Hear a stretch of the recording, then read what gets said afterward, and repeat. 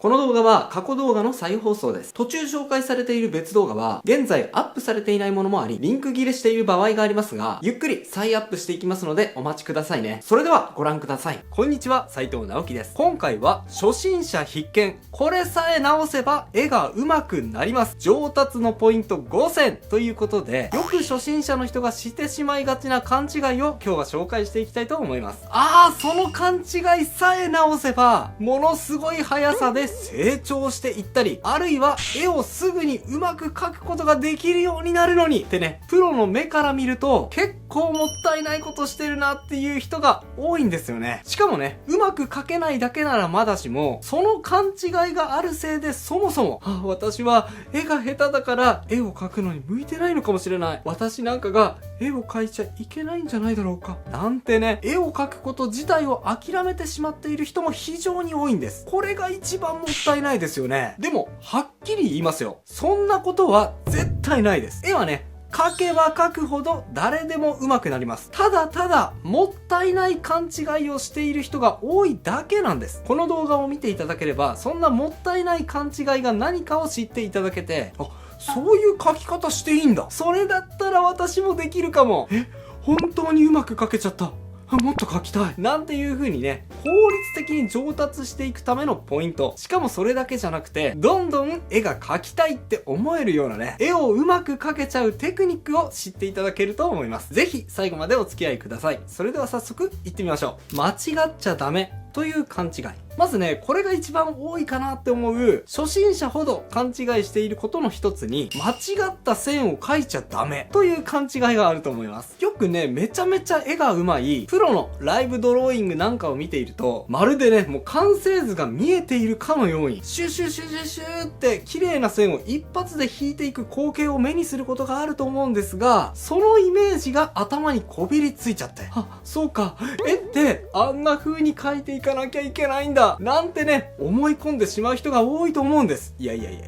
全然違います。というかね、もうあんなことができる人というのは、一部のそういう訓練を積んだ人だけなんです。じゃあ、どうすればいいのか。それはですね、逆に間違った線をたくさん描いてください。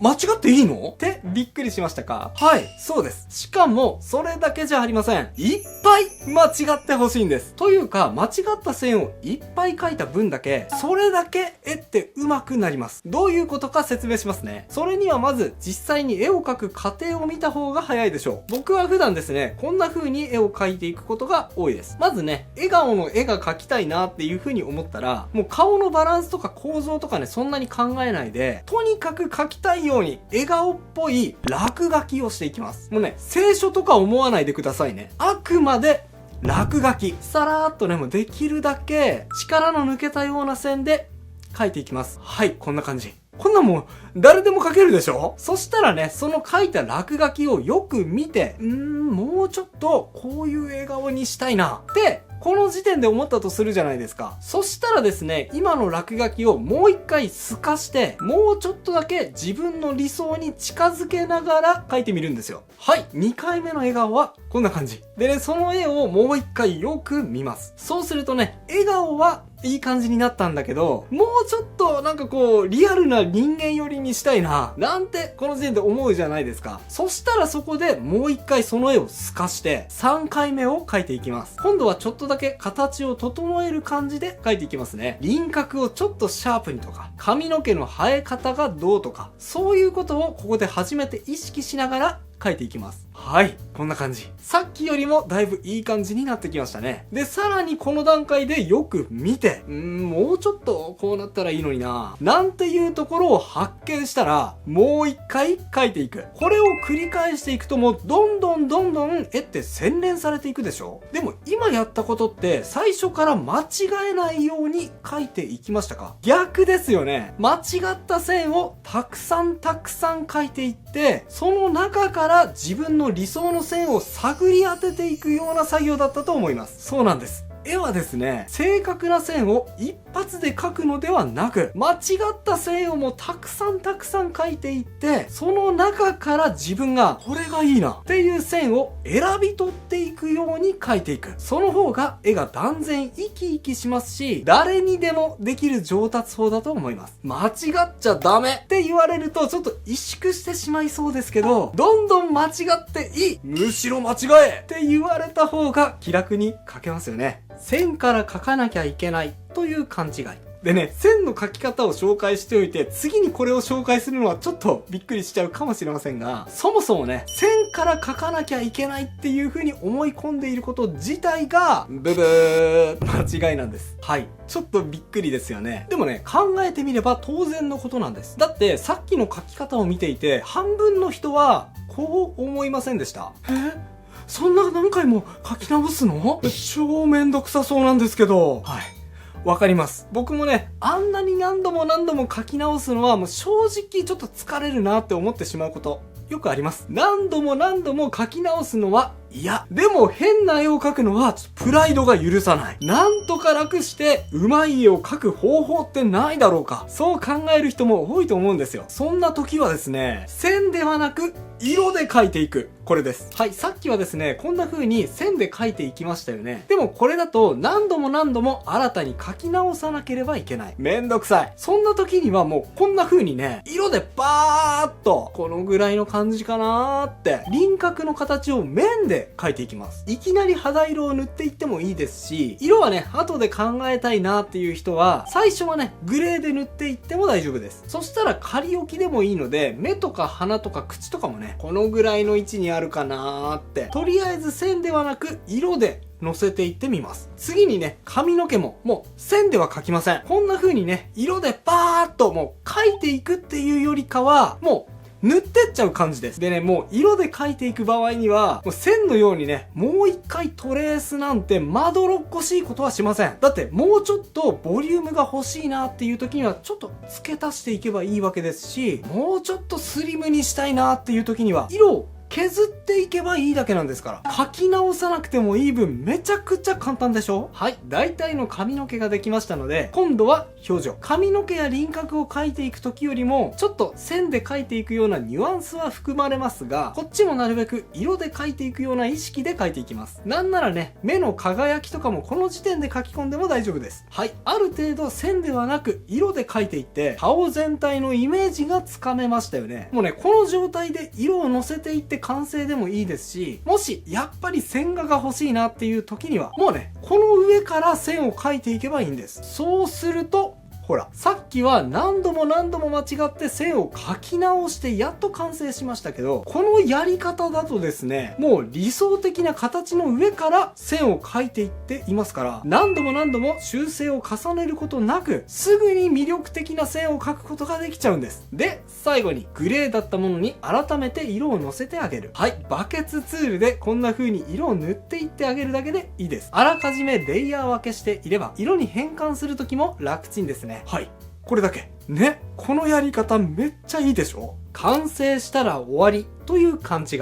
でね、次に紹介する初心者がやってしまいがちな勘違い。それは、完成したら終わりと思ってしまっているという勘違いです。これですね、実は一番損しています。なぜかっていうと、絵をうまく見せるためのポイントっていうのがいくつかあるんですが、その一つが完成した後にあるからなんですよ。例えばね、さっき描いた絵なんですが、まあこのままでも絵はできていますし、なんとなくこれで完成でいいかなっていう風に思ってしまうと思うんですが、実はこれが一番もったいないです。なぜなら、絵を一旦完成した後こそが、絵を一番うまくできる瞬間だからですね。じゃあ実際に何をすればいいのかっていうと、一言で言うと、自己添削ですね。もうね、ブツブツ独り言言いながら、ちょっとここはね、目をもうちょっとだけ大きくした方が魅力的に見えるんだよね。違う。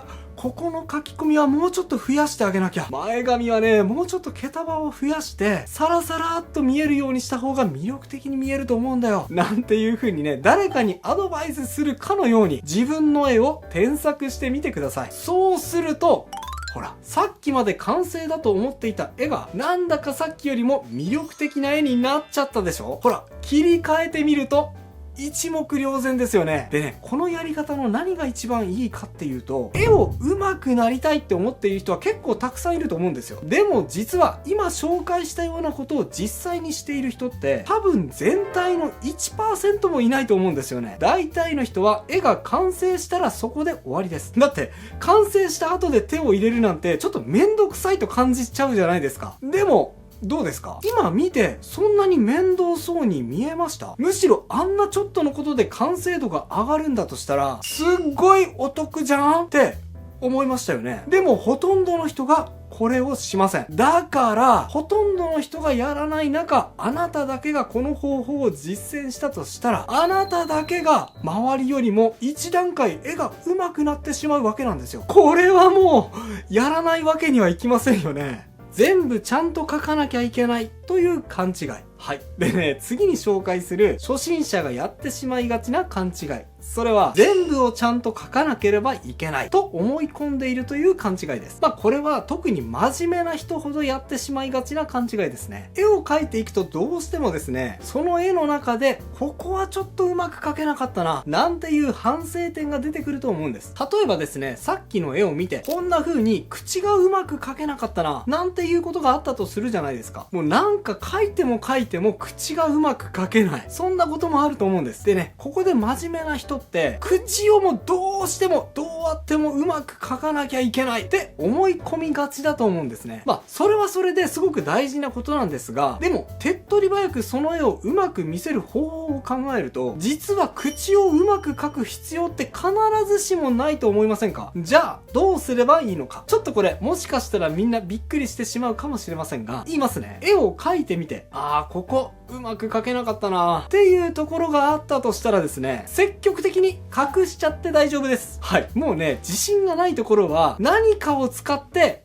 隠しちゃってください。例えばね、この絵で口が自信がなかった時には、こんな風にマスクで隠しちゃってもいいですし、はい。マスクが状況的におかしいのであれば、手を使って隠しちゃっても大丈夫でしょう。エフェクトとか、あとはデザイン的な何かを使って隠しちゃっても大丈夫だと思います。ちょっとこういうやり方を紹介してしまうと、そんな不真面目なことやっちゃっていいの？ごまかしじゃんって怒る人もいるかもしれませんが、それでいいんです。だって見る人にとってはそんなの関係ないじゃないですか。だってね、例えばお寿司を食べに行った時のことを想像してみてくださいよ。あなたがお寿司が5貫乗ったセットを注文したとして、もともとメニューに載っていたのがマグロ、サーモン、イサキ、サメガレー、ホタテだったとします。もうね、どれも美味しそう。早く食べたい。でもその中でね、ホタテがね、今日はあんまり生きのいいのが取れなくて微妙だったとしますよね。でもね、そこでメニューに載っていたからといって、職人さんがね、いっか、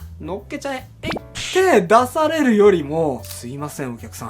今日はね、ちょっとホタテのいいのが入らなかったんで、代わりのネタに変更しときますね。こっちの方が絶対うまいから、食べてみてください。でね、提供された方が絶対良くないですか？なんかね、職人さんがお客さんを絶対に満足させるんだっていうこだわりを感じられますし、なんなら僕のためにそうしてくれた。そんな風に感じられます。そっちの方が満足度なんだか高そうですよね。絵もそれと同じです。全部をちゃんと描かなきゃいけないっていうのは実は勘違いなんです。うまく描けなかった部分は積極的に隠したり、何かに置き換えちゃって OK。これを意識してみてくださいね。たくさん色を使った方がいいという勘違い。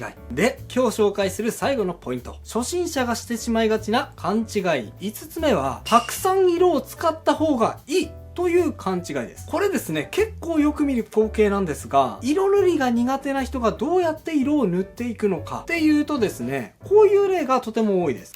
まずここに肌色を塗って、で、こっちは緑にしよう。で、こっちは青にして、で、こっちは赤にしよう。で、赤はさっき使ったから、こっちはね、黄色にしよっかなって感じでもうたくさん色を使っていく。というかね、もう同じ色を使っちゃいけないと思い込んでいる。そういうことってよくあると思うんですが、これはね、間違いです。別に間違いっていうわけじゃないんですが、こういう色の塗り方をすると、画面がすごくとっちらかってしまって、逆にあんまり見栄えがしない絵になってしまうことの方が多いんですよ。じゃあどうすればいいのかっていうと、これはちょっと極端かもしれませんが、最初はね、もう2色に絞って色を塗っていくこと。これをお勧めします。自分の好きな色の組み合わせを2色だけ選んで、その2色でまずは画面全体を塗ってみちゃうんです。正確に言うと白と黒も含めると4色ってことですかね。例えばね、僕は青と黄色の組み合わせがすごく好きなので、こんな風に青と黄色でバーッと塗ってしまいます。はい。もう大枠としてはこれで全然 OK。コツとしては2色の面積比を同じにしないことです。どっちかを7割ぐらいの広めの面積にして、もう一方を今よりも狭く3割ぐらいに留めてみてください。そうすると見栄えがすごく良くなります。で、これだけでも十分ですし、もうちょっとこだわりたいなっていう時には、ここにもう一色、差し色と呼ばれるようなアクセントになるような色を一色足してあげる。例えばこの場合にはピンクを足していきますね。はい、こんな感じで最後にちょこっとだけ目立つ色を足してあげる。こうすることで色をどんどん無計画に増やしていくよりも圧倒的に簡単に、そして印象的な色選びをすることができるんです。さすがにね、肌色とか髪の毛の色、そこまで含めて2色にしてしまうのはちょっと割り切りすぎかなっていう風に思う場合には、そこを抜きにした部分を2色として考えるでもいいでしょう。色に苦手意識がある場合には、まずは最初は2色に絞ること、そして余裕があれば最後に1色差し色を加えてみること、これを意識してみてください。はい、今回は初心者がしてしまいがちな勘違い5選と、どうしたらその問題を解決して上達につなげられるのかをお伝えしてきました。いかがだったでしょうか。今回はより具体的なテクニックを通して絵がうまく見える方法を紹介してきましたが、冒頭で紹介したように絵の中でも特に線の描き方に興味があるんだよっていう人多いと思うんですよ。線をとにかくうまく描きたい。なのに線がうまく描けない。とにかく線の描き方に絞って上達法、テクニックを知りたい。そんな方はこちらの動画。注意、線が下手な人の特徴。もしくは誰でも簡単、絵が上手くなる、すぐに実践できるテクニックがおすすめです。興味がある方はこちらを合わせてチェックしてみてくださいね。それではまた次回の動画でお会いしましょう。バイバイ。ということで再放送をお届けしました。いかがだったでしょうか。新チャンネルのチャンネル登録と高評価もよろしくお願いします。